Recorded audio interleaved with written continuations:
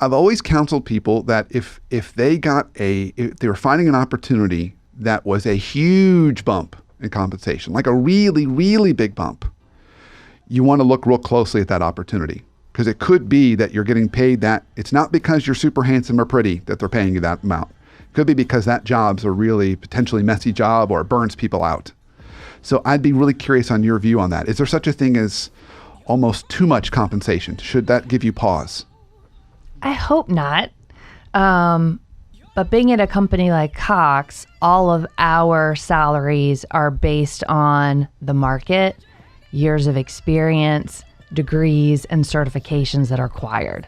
So our compensation team is very thorough to go out and assign a range that this is what people on this level are getting paid.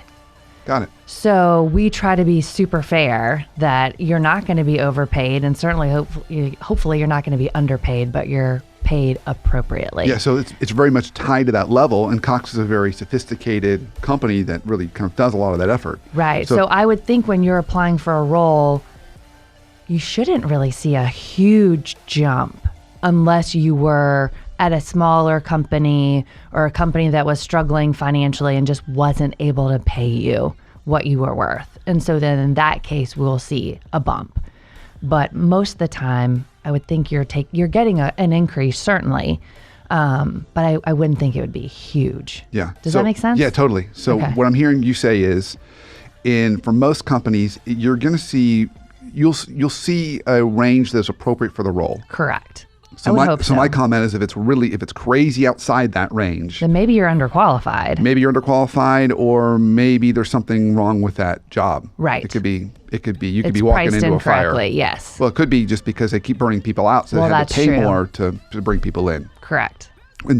Back when I would teach at Emory, the business school, we would always say that while investment bankers the students who went out to go into investment banking always got paid the most. Oh my gosh. The hourly rate of the marketers was higher, because the investment bankers were working 90 hours a week. Yeah. And the marketers would work 45 or 50, even though they would make, less, their hourly rate was actually higher. Right. So, while all that shiny compensation was great, a lot of the investment bankers, I would have students come back and say, yeah, I remember leaving my office in New York at 4 a.m. in a taxi, crying to go back to my apartment to shower for 2 hours, and maybe close my eyes for an hour, and then go back into the office. No. Like that was my summer. Now we do get some good people in corporate that are ready for that change, that life change. Get me out of these crazy hour jobs. Get me out of this consulting role where I'm traveling 5 days a week. Yeah, that's tough. Yeah. So anything else that you would recommend people do in terms of putting their best foot forward when they're trying to apply or look for roles? So my new pet peeve, I'll try not to vent. I don't understand why you would not do any research on the company or the role before interviewing.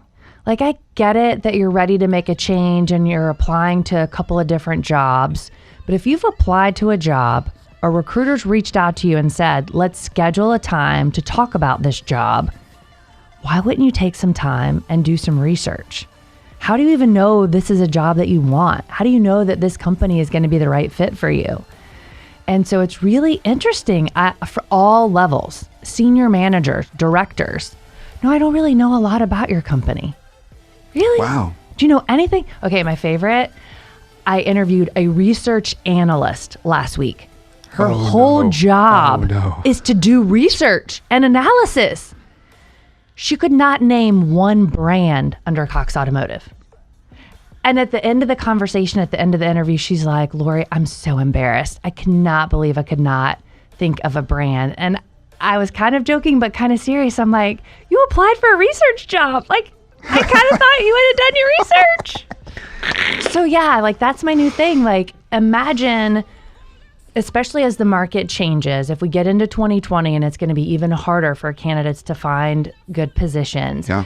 If I'm interviewing equally talented people that have very similar backgrounds and skill sets, and one really knows my company and has done research and is passionate about the company and the role, I mean, I'm going to be a little bit more excited about putting that person in front of the hiring manager.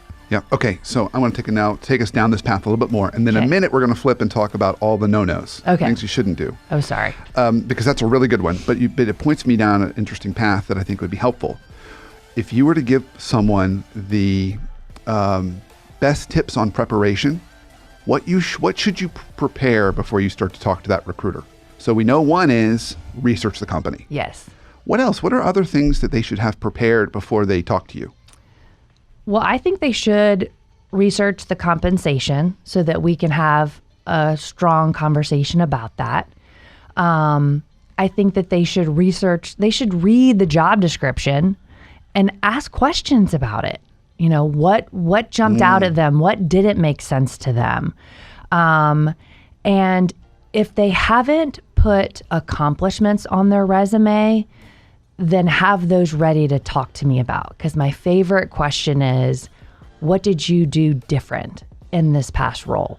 You know, what process improvement were you a part of? What project did you get tapped on the shoulder because, hey, we see you as a subject matter expert. We want you to lead this initiative. So have strong examples of things that you've done. Be able to have that prepared. Have that prepared. And do they earn extra bonus points if they actually have maybe even documents that they can show you? I mean, like so many extra bonus points. Like and I'll show this to you, or yes, yeah, and so they can kind of nice. Yes. Okay. All right. So just a lot of preparation. One more important question I have around this: how would you weight the importance of fit with the hiring manager? Oh my gosh, it's so important, right? Yeah. I mean, you're going to spend over 40 hours